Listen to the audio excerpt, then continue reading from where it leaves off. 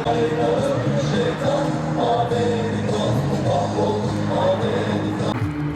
dolu hüsranlı, kutlu belde ahım arşı titredi, sevdam ağrıdı. Eğmedik tut başını, ey şehitler şehri Gaze. Eğmedik tut başını.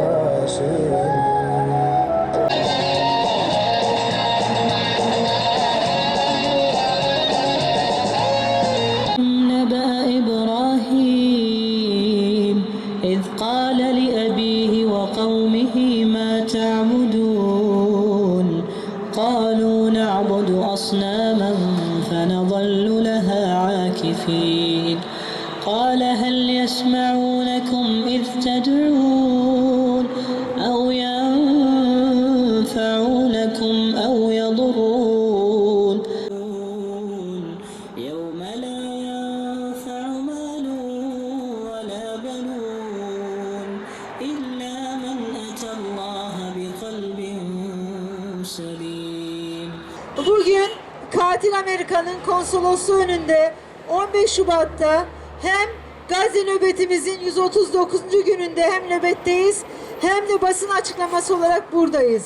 İşte burada kadın elbisesi. Neden programımıza bununla başlıyoruz? Katil Amerika'nın, katil Trump'ın söylemlerine karşı Filistinli kardeşlerimiz dedi ki Cuma, Cumartesi, Pazar meydanlarda olun ve o katillerin çıkışlarına karşı hadlerini bildirmemiz için.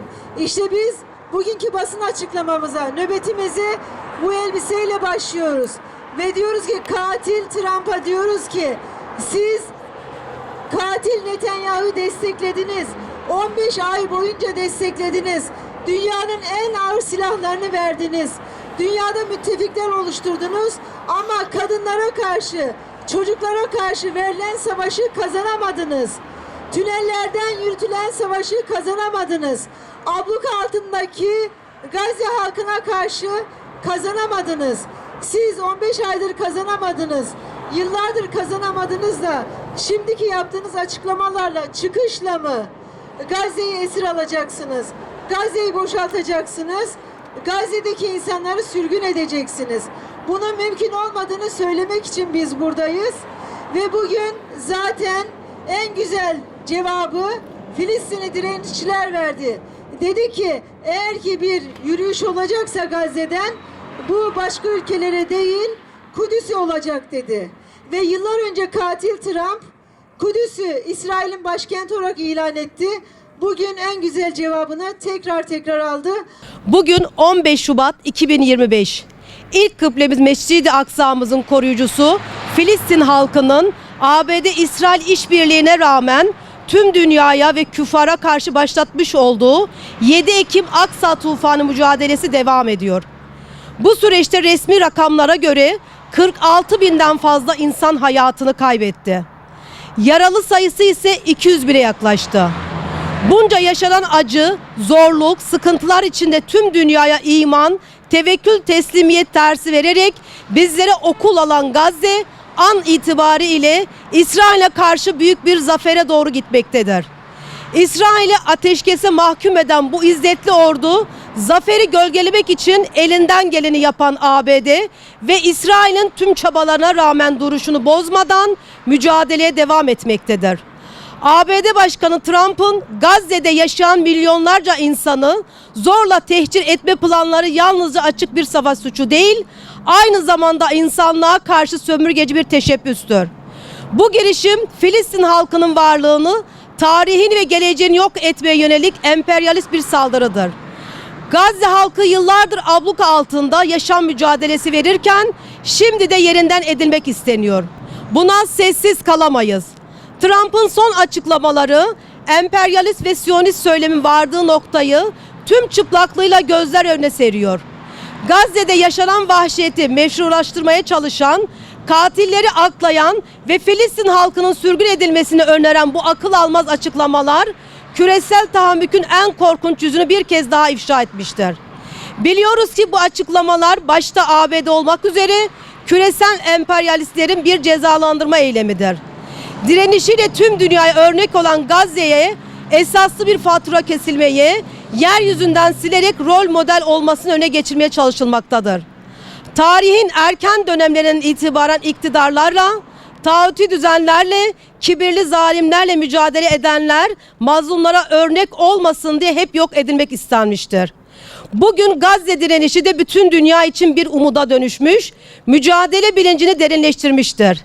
Bilinmelidir ki modern müstekbirlerin, emperyalist egemenlerin yenilmez olmadıklarını gösteren Gazze, sadece Filistin'i değil, bütün dünyayı kavramış olan kuşatmada esaslı bir gedik açmıştır.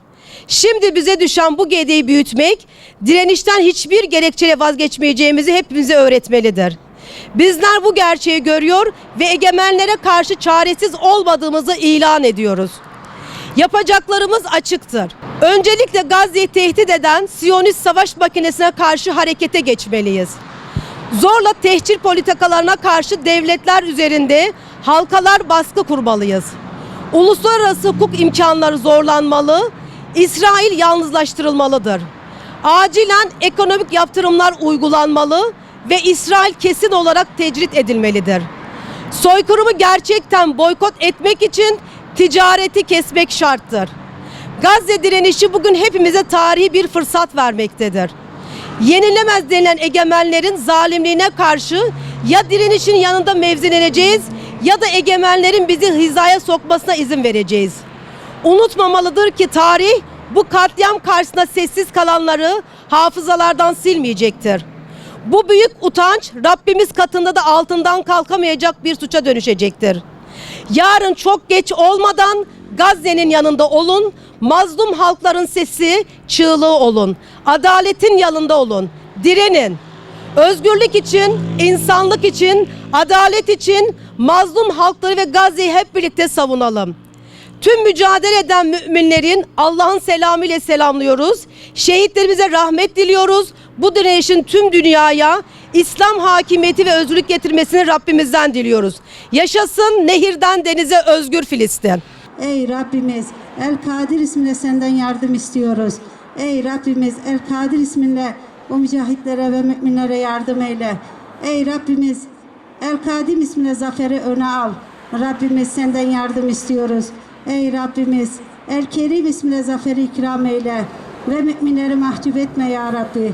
Bizleri hem dünyada hem ahirette mahcup etme, utandırma ya Rabbi. Rabbimiz, müminlere öyle bir yardım et ki kafirleri rezil eyle ya Rabbi. Kafirleri, zalimleri rezil eyle ya Rabbi. Onlara El-Muzil ismine zelil eyle ya Rabbi.